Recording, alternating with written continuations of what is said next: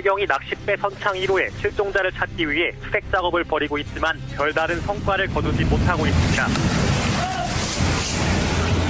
이번 참사 역시 평상시에 키워온 안전불감증으로 인한 인재였음이 여실히 드러나고 있습니다. 예, 인천 영흥도 앞바다에서 발생한 선박 충돌 사고. 너무도 많은 사망자, 실종자가 나온 게 참 이해하기 어려웠는데요. 오늘로서 이틀이 지나면서 문제점들이 속속 드러나고 있습니다. 우선 해경 경비정 33분 만에 도착을 하긴 했는데 어선 사이에 끼어 있어서 더 빨리 출발을 할 수도 있는데 못했다는 겁니다. 그런가 하면 바닷속으로 들어가서 수색을 할 수 있는 해상구조대는 이 보트가 고장이 나면서 골든타임이 한참 지난 1시간 12분 만에 현장에 도착했다는 사실도 알려졌죠. 결국은 또 이렇게 되네요. 전문가 연결합니다. 황대식 전 한국해양구조협회 구조본부장 연결을 해보죠. 황 본부장님 나와 계세요. 예, 안녕하십니까. 사실은 어제까지만 해도요. 골든타임 안에 해경이 도착했다. 그러니까 구조 작업 자체가 늦지는 않았다. 이런 얘기들을 했었습니다. 근데 알고 보니까 지금 그게 아니었다는 얘기죠. 이제 결과론을 가지고 경무수를 따지는 건데요. 예. 뭐 정상적으로 이제 도착했다고 하는데 또 실제 구조할 수 있는 이제 잠수구조사들이 느꼈다고 하는 문제를 가지고 이제 그렇게 말씀들을 하시는 것 같습니다. 예. 우선 그러니까 해경 경비정도 말이죠. 지금 33분 만에 도착을 해서 뭐 골든타임에 늦진 않았다라고는 얘기는 하지만 이곳이 그 육지로부터 1.6km밖에 떨어지지 않은 곳이었기 때문에 어선들 사이에 경비정이 끼어 있지만 않았으면 사실은 더 빨리 왔었어야 되는 거리라는 거거든요. 예, 예. 그렇죠. 이건 뭐 제가 비전문가라서 이해가 안 되는 건가요? 어선들 사이에 끼어서 출항을 못했다. 이거 전문가로서는 어떻게 보세요? 일단 그 해경에 이제 전용부두라는 게 있습니다. 예. 언제든지 출동할 수 있는 전용부두가 있는 곳이 있고, 예. 또 이런 파출소 같은 경우는 일반 어선들의 어항, 이나 이제 어업전진기지 같은 경우 소규모 항구에 같이 이제 배들을 계류를 시킵니다. 그러다 보니까 이제 서로 엉키고 또 그 배들에서 풀르고 다시 그 배를 묶어놓고 이러다 보니까 시간이 늦은 걸 보도가 나왔는데 예, 예. 이게 이제 매번 그렇지만은 대표적인 세월호 사고 이후에도 예. 행정적인 대책, 정책 등 문서상으로는 좀 바뀌었습니다. 문서상으로는? 하지만 예, 문서상으로만 바뀌었지 현장의 구조 대응 상황은 예. 별로 바뀐 게 없습니다. 실제 그런 게 바뀌려고 그러면은 예. 거기에 알맞는 장비나 또 인력, 그런 인력들이 교육훈련이 이루어지고 거기에 대비와 대책이 세워져야 되는데 예.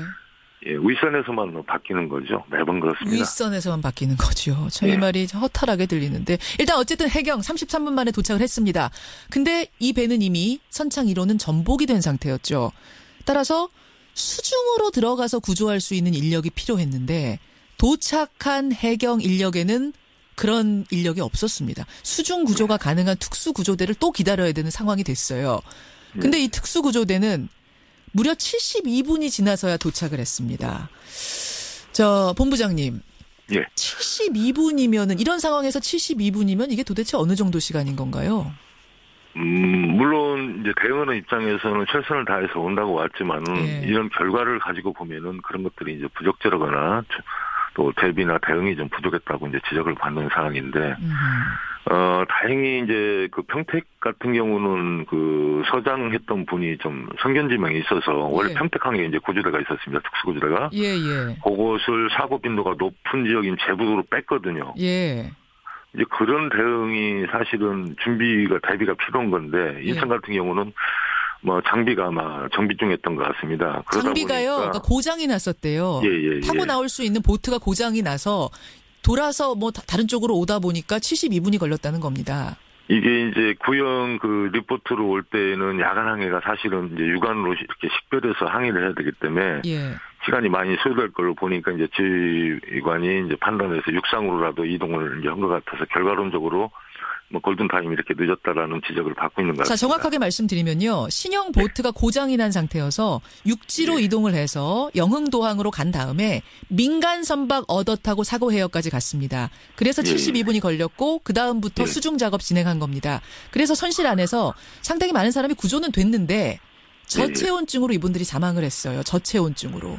조금만 더 빨리 갔으면 이분들 구조가 조금만 빨리 이루어졌어도 저체온증으로 사망하는 분 수가 줄지 않았을까 이런 생각을 유족들은 할 수밖에 없는 거 아니겠습니까?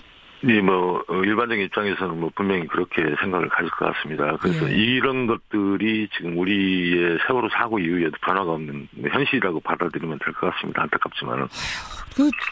이 중요한 장비가요. 고장이 나 있을 수가 있는 건지.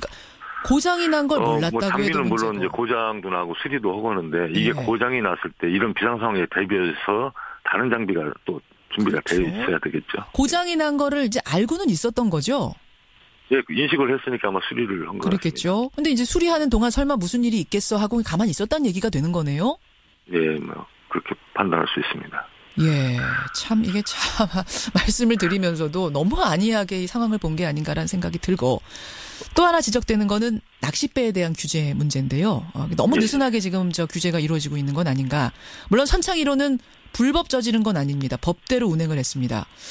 근데 법 자체가 10톤 이하의 배에 대해서는 상당히 규제가 거의 그렇습니다. 없다시피 하다면서요? 예, 이 법의 취지가 예. 어민들의 이제 수익 증대를 위해서 추가적으로 이렇게 낚시 어선업을 좀 하도록 하고 수상레저의 이제 발전도 도모하자는 이제 그런 취지의 배경이 있습니다. 예. 그러다 보니까 유도선 사업법이라든지 또 일반 선박에 관한 어떤 그런 규제보다는 약간 좀 완화된 그런 규제를 하고 있는 것으로 알고 있고요. 또 이게 이제 9.77톤인데 예.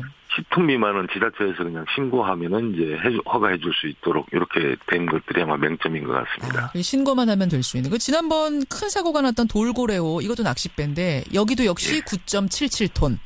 예. 이번 선창1호도 9.77톤. 그러니까 10톤 그렇습니다. 이하로 아주 아슬아슬하게 만들어 놓은 거네요. 예. 그다음에 근본적인 문제는 이렇게 20명 정도의 이제 어떻게 보면 낚시를 하시는 분들이지만 승객이라고 봐야 되거든요. 예. 이런 분들을 태우고 가는 배를 혼자서 대부분 조종한다는 것이 문제입니다. 그러게요. 예, 조타도 해야지, 통신도 해야지, 어떤 위급 상황에 대비할 수 있는 그런 그 보조 인력이나 이런 또 시스템이 전혀 돼 있는 게 아니거든요. 그러면 대부분의 낚싯배는 선장이 혼자 운행도 하면서 조타하면서 승객들 수발까지 다 들고 이런 서비스를 다 하는 거예요. 그렇습니다. 그러다 보니까 상당히 안전 부분에 있어서는 취약해질 수밖에 없죠. 그래요.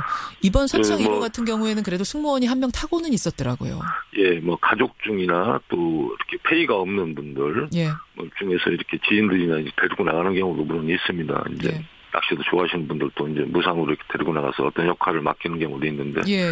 대부분 낚시선들이 뭐 한 명 내지 두 명 그 정도의 적절치 못한 인원으로 많은 승객들을 태우고 항의를 하는 부분이 상당히 좀 문제가 있다고 봅니다. 낚싯배들에 대한 좀 총체적인 점검이 좀 필요할 것 같습니다. 이 사고가 계속 이어지고 있고 낚시 인구는 계속 늘어나고 있는데 말이죠. 어떤 부분을 좀 봐야 될까요? 이것은 낚시활성법 자체를 좀 손을 봐야 될 것 같습니다. 근본 이제 기본법이 되기 때문에 예. 교육도 1년에 이제 4시간 정도 받도록 돼 있는데 그 중에서 안전교육은 1시간밖에 없습니다. 교육을 받도록 돼 있긴 하군요. 예, 1년에 한 번 있습니다. 예, 한 번 4시간. 예. 예. 그런데 이제 교육을 오시는 분들 입장에서는 낚시 이제 어선업 필증을 받기 위해서 이 교육을 꼭 받아야 되는데 교육에 임하는 어떤 자세라든가 이제 정신적인 그런 부분에서 보면은 상당히 좀 문제가 있습니다. 일단 교육이 좀 지금 좀 느슨하게 되고 있는 건 아니냐 이 부분 지적하시는 거고 또요. 시간만 때우면 된다. 뭐 또 좀 줄여서 간단하게 해달라. 이제 받으려는 의지 자체 좀 능동적이지 못하시는 부분이 상당히 많거든요. 예. 그리고요 또 낚싯배에서 점검해야 될 부분. 실제 이게 지난번에도 이제 그 V패스라고 그래가지고 그 해경에서 이제 국가유산을 들여가지고 이렇게 설치해 놓은 것들이 있거든요. 예. 그런데 이제 운항자에 대한 그 운항 역량에 좀 함양이 좀 필요한 것 같습니다. 예를 들어서 내가 지금 황천에 어떤 위험한 항해를 한다든지 또 배가 고장이 나서 서 있을 때에는 그 VHF 무선도 있고 이제 그런 그 V패스 같은 것들을 SOS 누르면은 곧바로 연결이 되거든요. 그래서 내가 이런 상황이니까 내 주변을 항행하는 배들한테 좀 경고를 해두든지 나를 주의해서 피해가라든지 하는 것들이 사전에 좀 하는 그러한 선장들의 항해 능력을 좀 할망시킬 수 있는 교육이 좀 필요할 것 같습니다. 교육 부분을 지금 가장 강조해 주셨어요. 예, 저는 그것 말고도 뭐 선내 음주 문제라든지 혹은 그렇죠. 경쟁적으로 낚시 포인트를 먼저 선점하기 위해서 이 과속으로 하는 경우도 덜어 있다고 낚싯배 운행하시는 분들이 증언하시더라고요. 그런 부분도. 덜어 있는 게 아니고 지금 뭐 보편적인 그 현장의 사정이 그렇습니다. 그래서 이것은 어떻게 보면 시장 논리일 수도 있는데 예. 이런 것들을 해소하건 제도로 다 해소는 못 하거든요. 그래서 이제 교육을 통해서 피교육자들이 그런 인식도 좀 전환하고 안전에 대한 인식을 새롭게 할 때만이 가능할 것 같습니다. 여기까지 말씀 듣겠습니다. 본부장님 고맙습니다. 네, 수고하십시오. 한국해양구조협회의 전 구조본부장이세요. 황대식 본부장이었습니다.